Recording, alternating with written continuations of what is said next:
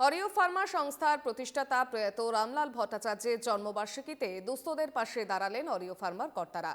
নিমতার রবীন্দ্র সরণিতে অরিও ফার্মার manufacturing unit এবং সেখানেই সোমবার বিনামূল্যে ওষুধ বিতরণ করা হয়।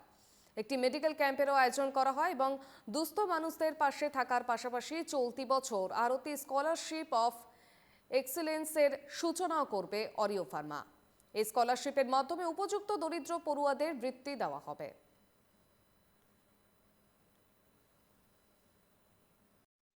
আজকে কোম্পানির 52nd foundation day as well as birth anniversary of a founder স্বর্গীয় শ্রী রামলাল ভট্টাচার্য, যিনি আমার গ্র্যান্ডফাদার আর কি।